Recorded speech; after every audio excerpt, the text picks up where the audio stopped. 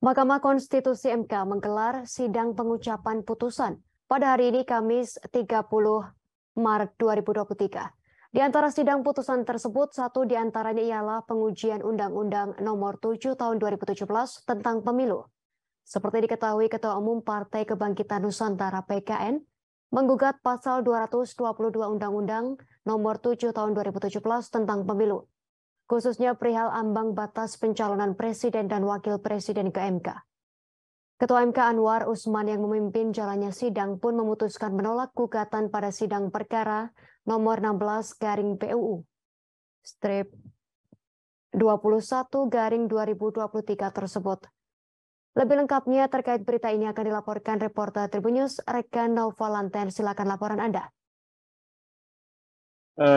Baik Justina dan juga Tribuners, siang tadi Mahkamah Konstitusi menggelar sidang terkait putusan atas gugatan uji materi Undang-Undang Nomor 7 Tahun 2017 tentang Pemilu, yang mana undang-undang ini digugat oleh Partai Kebangkitan Nusantara, yang mana ketua umumnya yakni Gede Pasek menyoroti pasal 222 yang mana terkait hal itu berkaitan dengan ambang batas pencalonan presiden.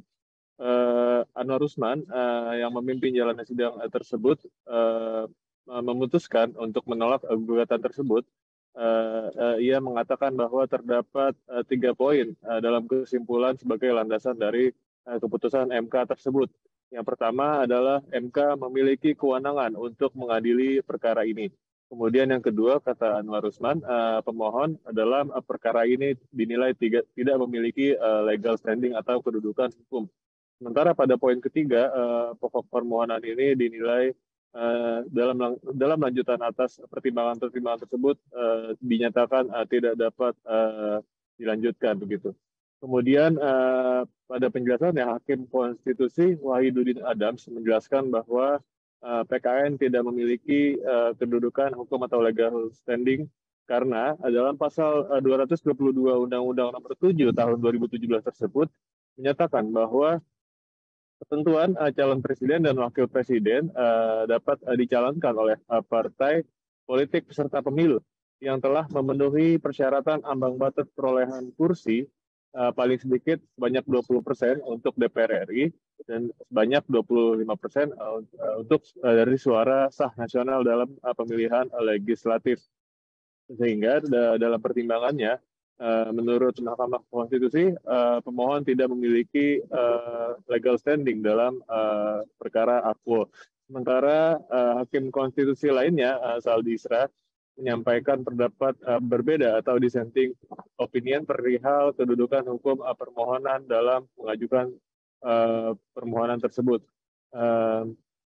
Kemudian juga kuasa hukum dari PKN, Dian Farizga, juga menanggapi putusan dari Mahkamah Konstitusi ini. Ia mengatakan bahwa pihaknya kecewa terhadap putusan tersebut. Terlebih, kata Dian, alasan dari ditolaknya atau tidak diterimanya dari gugatan PKN ini adalah partai tersebut dinilai tidak memiliki legal standing. Untuk informasi Tribuners, Ketua Umum PKN Gede Pasek menilai soal ambang batas pencalonan presiden dan wakil presiden itu sebelumnya sebagai bentuk diskriminatif dan juga ia berharap agar pasal tersebut dinyatakan inkonstitusional. Oleh karena itu, partai politik pendatang baru dalam pemilu diharapkan turut bisa mencalonkan presiden dan juga wakil presiden. Pasek dalam nomor perkara 16/PUU strip 21 Romawi /2023 itu mempersoalkan hilangnya hak konstitusional partai politik untuk mencalonkan presiden dan wakil presiden karena kini Pilpres dan juga Pileg digelar secara bersamaan.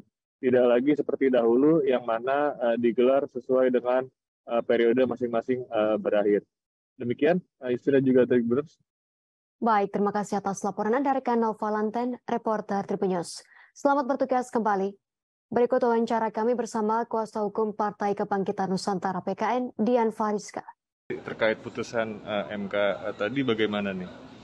Ya, kami dari Partai Kebangkitan Nusantara ya kecewa dengan adanya putusan Mahkamah Konstitusi tadi, bahwasanya Partai Kebangkitan Nusantara selaku pemohon aku ini dinyatakan tidak